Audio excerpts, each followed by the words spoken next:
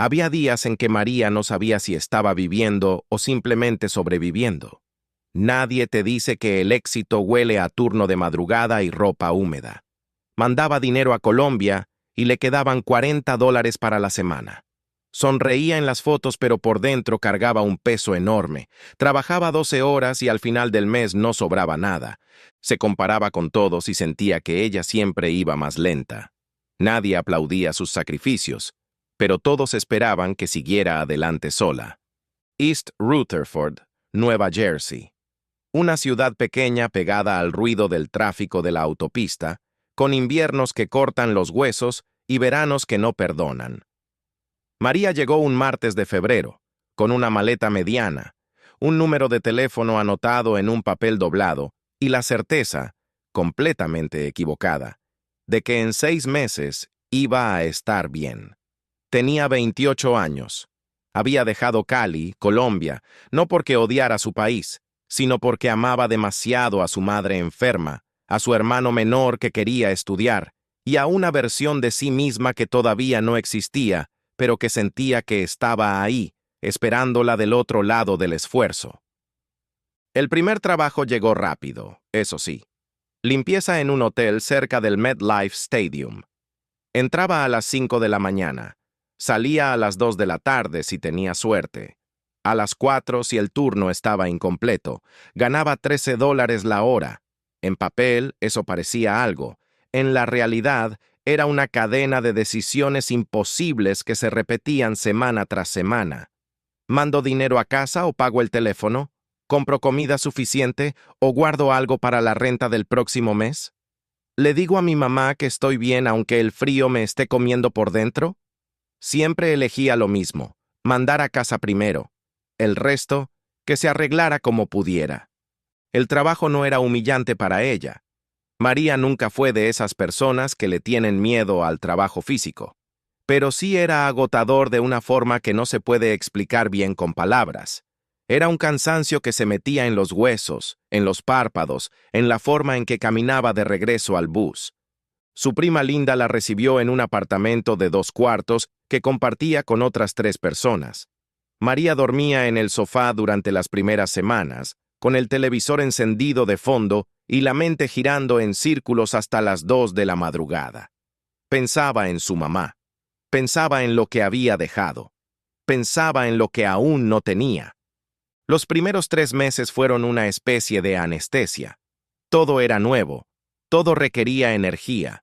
Todo tenía una curva de aprendizaje. El inglés que había estudiado en Colombia funcionaba apenas para entenderse en lo básico. Los formularios, los contratos, los recibos, las instrucciones en las cajas del supermercado, todo requería más concentración de la que ella tenía disponible después de 8 horas de trabajo. Pero había algo que María hacía bien desde el principio. No gastaba en lujos. Comía lo que costaba poco. No salía a restaurantes. No compraba ropa nueva. Se mantenía dentro de un límite que le dolía, pero que entendía como necesario. Lo que no veía, todavía no, era que sobrevivir no es lo mismo que construir. Fue Linda quien la metió en el primer problema sin darse cuenta. Un sábado por la tarde, Linda llegó con 2 bolsas de compras y una energía que María no había visto en mucho tiempo. Sacó unas zapatillas nuevas, un par de aretes, una crema que había visto en Instagram. ¿Caro? Sí, un poco. Pero es que una se lo merece, ¿no? Uno trabaja tanto. María asintió, y por dentro pensó, sí, uno trabaja tanto. No compró nada ese día. Pero la semana siguiente, sola en el supermercado, con el carrito medio vacío y la cabeza llena de cansancio, vio una crema similar. No era la misma marca. Era más barata. $22. Se dijo que era una sola vez, que se lo había ganado. En las semanas siguientes, sin un plan claro, sin registrar nada en ningún lado, María empezó a tener lo que ella llamaba gastos de descanso. Un café de Dunkin' camino al bus, $2 con algo, una bolsa de papas fritas en el break porque necesitaba algo que le diera placer en medio de tanto gris, un pedido de comida el viernes por la noche porque estaba demasiado cansada para cocinar Y merecía no hacerlo. Un producto de cabello porque el suyo estaba reseco del agua de aquí. Cada cosa, por separado, parecía inofensiva, razonable incluso, merecida. Al final del mes, esos gastos sumaban casi $140 que simplemente desaparecían sin dejar rastro de ningún progreso. No fue hasta que su mamá llamó un jueves por la noche, llorando, que María sintió el impacto real de ese dinero que se iba en pequeñas cosas. «Mija, el medicamento subió. El doctor dice que si no compramos el tratamiento completo este mes, va a ser más difícil después». María hizo el cálculo mientras hablaba. Tenía en su cuenta $87. La renta era en 10 días. El medicamento costaba casi 200. Esa noche sacó la tarjeta de crédito que había pedido 2 meses antes. Un banco la había aprobado con un límite de $500 y una tasa de interés que ella nunca leyó bien porque el documento estaba en inglés técnico y ella simplemente firmó donde le dijeron.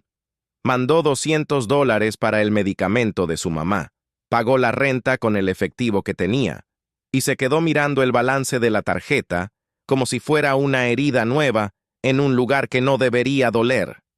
$200 de deuda. Interés del 27%. Esa noche se acostó y se quedó mirando el techo durante un buen rato. ¿Cómo se había gastado tanto? ¿Cuándo? ¿En qué? No sabía responder, y eso fue lo que más le dolió. Los meses siguientes tuvieron la forma de una ilusión razonable. María consiguió un segundo trabajo.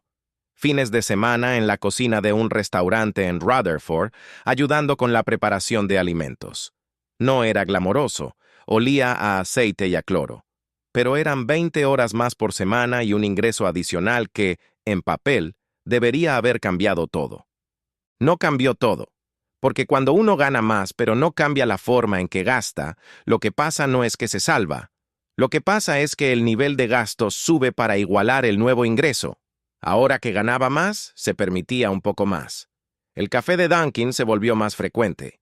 El pedido de comida pasó de viernes a viernes y martes. Empezó a comprar ropa en outlets. Pero en oferta, prima, no es lo mismo, porque ahora tenía más turnos y sentía que necesitaba ropa que aguantara mejor el trabajo. Un domingo por la tarde, después de un turno doble en el restaurante, se sentó en el bus de regreso a casa con los pies tan hinchados que le costaba ponerse el zapato. Afuera, un grupo de jóvenes reía en la acera, con café en la mano, sin prisa. Y María pensó algo que le dio vergüenza pensar. ¿Para qué estoy haciendo todo esto? Trabajaba 6 días a la semana, dormía entre 5 y 6 horas. No tenía tiempo para amistades nuevas, para salir, para aprender inglés correctamente, para descansar de verdad. Un día llegó al apartamento y encontró las bolsas de compras de Linda sobre el sofá. Su expresión al verlas fue compleja. No era envidia, era una mezcla de cansancio y algo parecido a la pregunta de si ella también merecía eso. También mandaba más a Colombia, porque su mamá seguía enferma, porque su hermano Chris necesitaba materiales para la universidad, porque la casa necesitaba arreglos, porque ella era la que estaba en Estados Unidos y eso, por alguna razón que nadie había acordado formalmente pero todos entendían perfectamente, significaba que ella era la responsable de todo.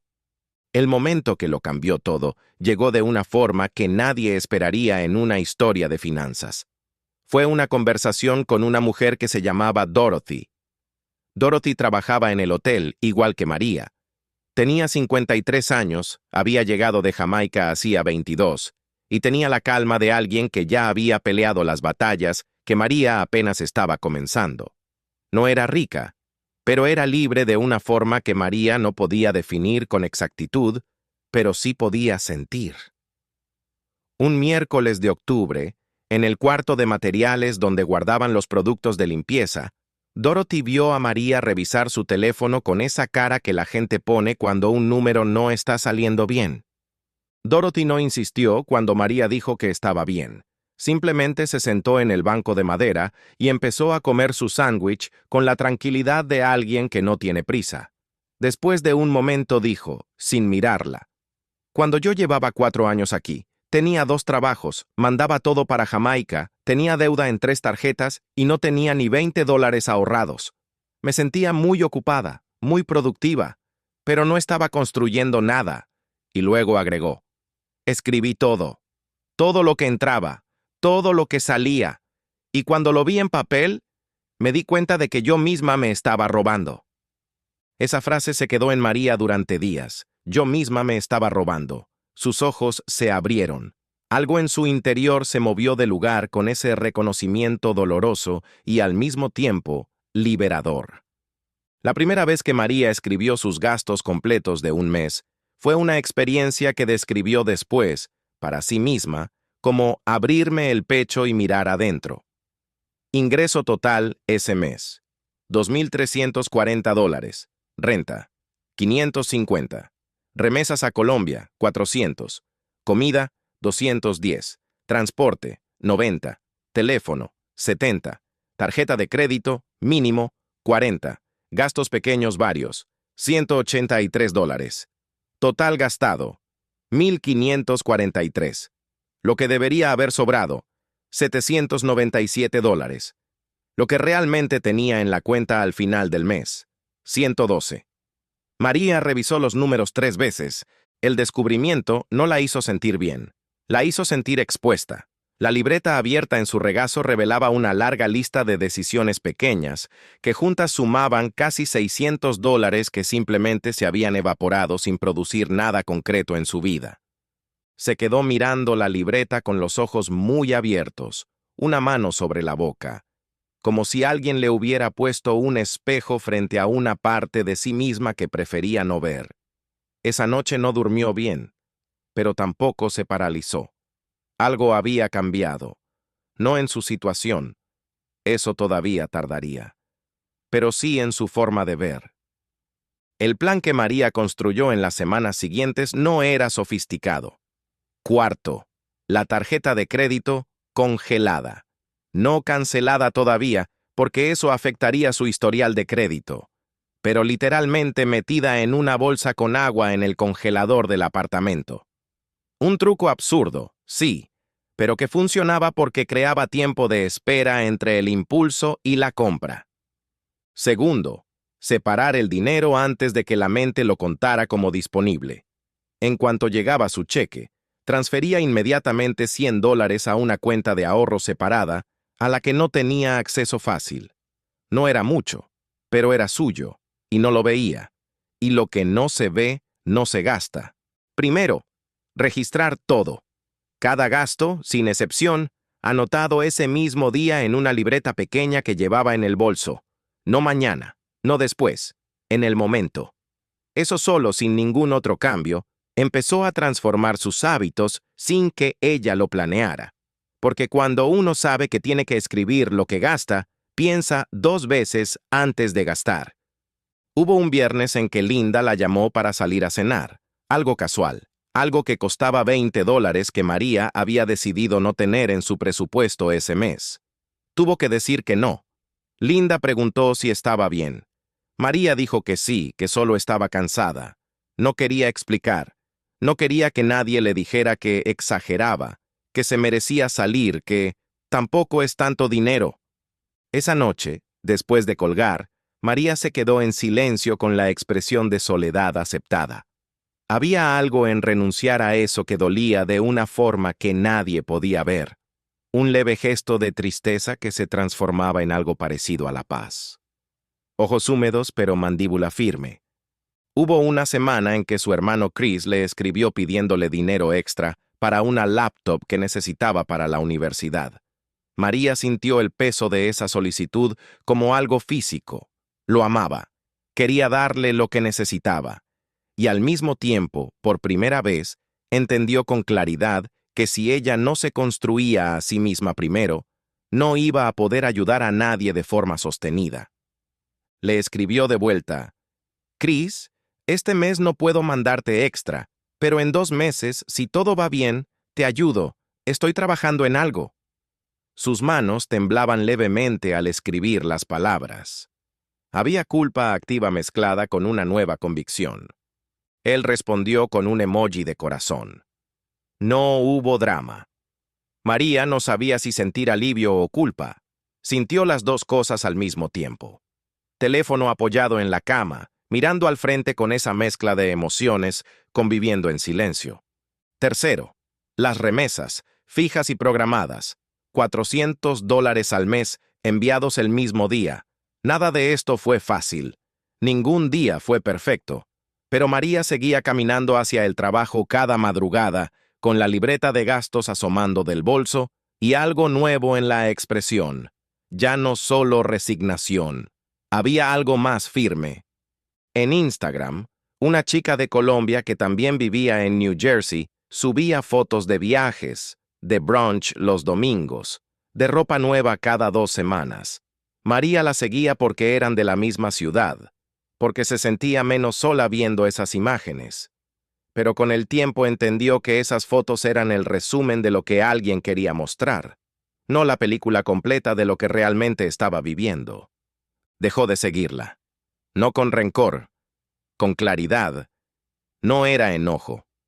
Era una nueva mirada que se había formado, casi liberadora. Había un hombre en el restaurante donde trabajaba los fines de semana.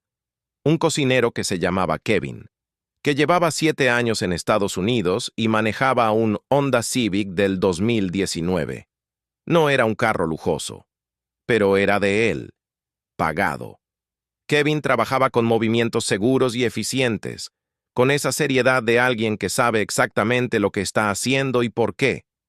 Cuando María le preguntó una vez cómo lo había logrado, Kevin se rió con esa risa de alguien que ya lo olvidó porque quedó muy atrás. Ahorré 3 años sin carro. Tomé bus, tomé tren, pedí rides. Todo el mundo se burlaba. Pero cuando llegué al dealer y pagué en efectivo, nadie se rió. Había algo en su calma, en su forma directa de decirlo, que María no olvidó. El Honda Civic plateado estaba en el estacionamiento del restaurante. Pagado. De él. María lo observaba desde la entrada con expresión de admiración reflexiva. Ahorró 3 años. Nadie aplaudía eso mientras pasaba. Solo el resultado tenía espectadores. María pensó en lo que Kevin había dicho durante días. Sus ojos semifocalizados en el vacío de su habitación, claramente procesando algo que se estaba asentando y reordenando todo lo demás. Una idea que tomaba forma de nueva convicción. El proceso avanzaba aunque nadie lo viera. Cada madrugada, uniforme, chaqueta, libreta en el bolso. Su expresión ya no era solo de resignación. Había algo nuevo, más firme. La rutina ya tenía propósito. Al cierre de cada mes, María se sentaba a revisar los números. Los datos empezaban a mostrar una tendencia diferente.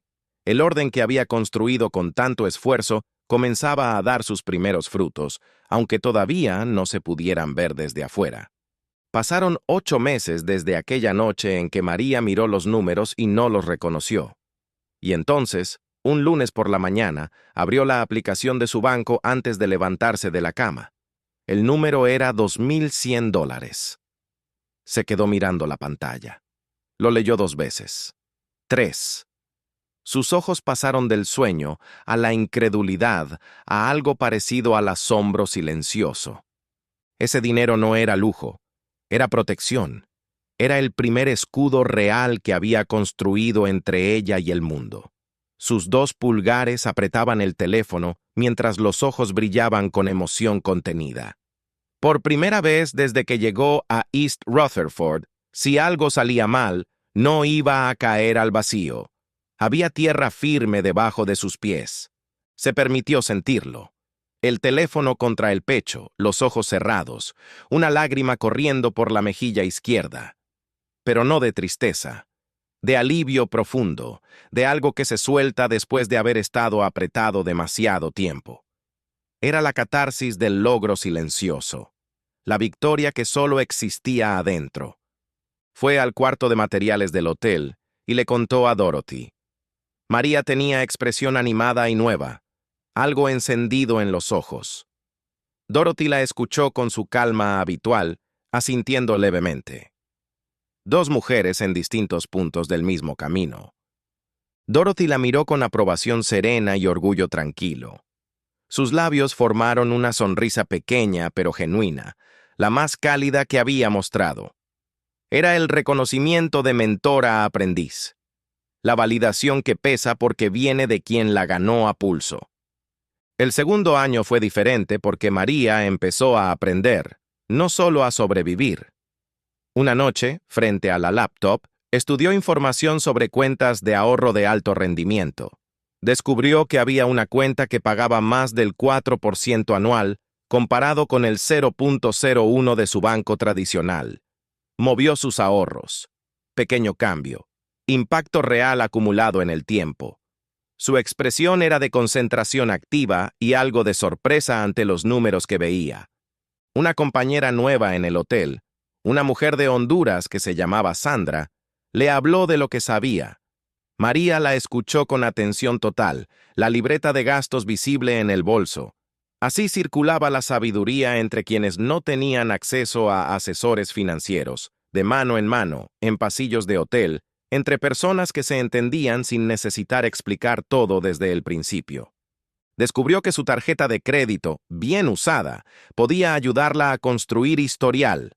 Empezó a usarla solo para un gasto fijo al mes, el teléfono, y lo pagaba completo antes del vencimiento, sin intereses, sin deuda creciendo. La herramienta dominada en lugar de dominarla. Empezó a aprender inglés en serio, no con una escuela cara, con YouTube, con una aplicación gratuita, con los letreros que leía en el bus y trataba de entender sin diccionario. Sus labios se movían repitiendo palabras, con la concentración de alguien que convierte cada momento disponible en recurso. En el bus de madrugada, mirando por la ventana, movía los labios levemente practicando inglés con los carteles que pasaban afuera. Cada minuto convertido en aprendizaje. El bus lleno de pasajeros, el exterior frío y azul, y ella construyendo en silencio. En el 10º mes del segundo año, María consiguió una posición de supervisora de turno en el hotel. $2 más por hora. El gerente le extendió la mano. María la estrechó con expresión de emoción contenida, algo brillando en los ojos. También crecimiento. También reconocimiento. Esa noche llegó al apartamento, se sentó en su cama y se permitió 5 minutos de llorar. No de tristeza, de esa cosa rara que pasa cuando uno ha aguantado tanto que cuando por fin llega algo bueno, el cuerpo no sabe cómo procesarlo sin lágrimas. Llamó a su mamá, le dijo que tenía buenas noticias. Su postura era diferente a todas las llamadas anteriores. Espalda más recta, hombros más abiertos.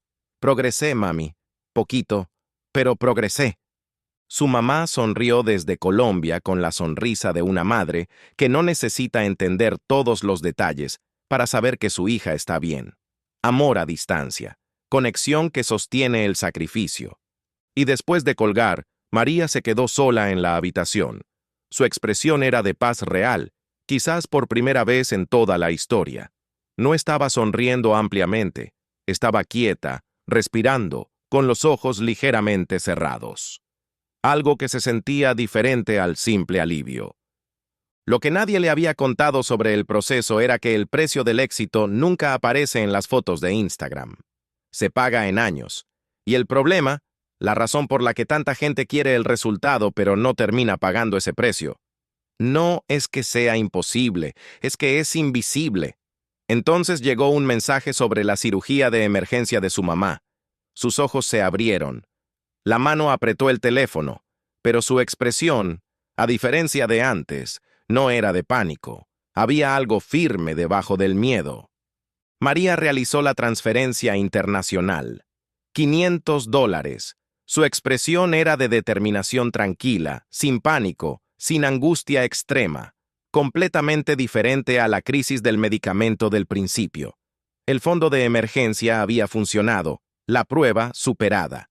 Después de hacer la transferencia, la expresión en su rostro era de alivio profundo y algo más. La satisfacción silenciosa de haber construido algo que en el momento de necesidad apareció sin drama.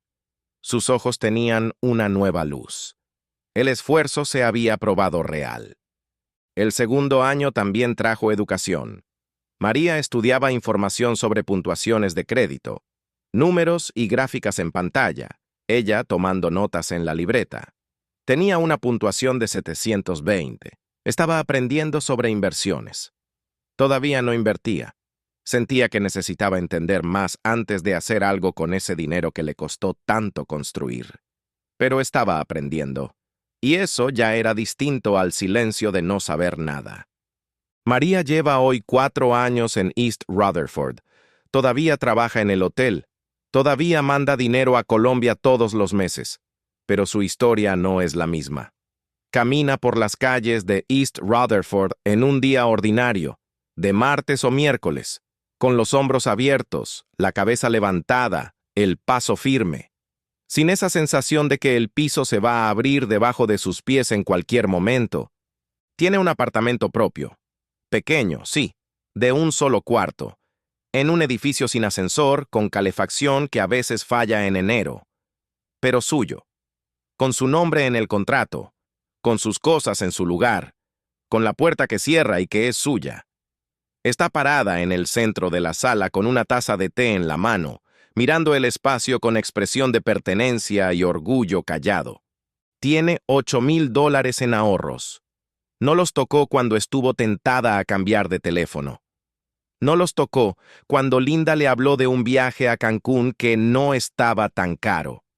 La libreta de gastos abierta, el teléfono con la app del banco, la expresión de revisión satisfecha. El número ha crecido. Su expresión es de calma consolidada, de alguien que ya no cuenta lo que le falta, sino lo que ha construido. Si pudiera hablarle a la María que llegó en febrero con la maleta mediana, no le diría que iba a ser fácil. Le diría que el proceso real no parece una historia de éxito mientras está pasando. Parece una historia de resistencia, de días ordinarios, decisiones invisibles, renuncias que nadie reconoce y pequeños avances que solo uno mismo puede ver. Y le diría, esto sobre todo, que el precio real del éxito no se paga de una vez. Se paga todos los días, en monedas pequeñas que se llaman decisiones y que nadie más va a contar por ti.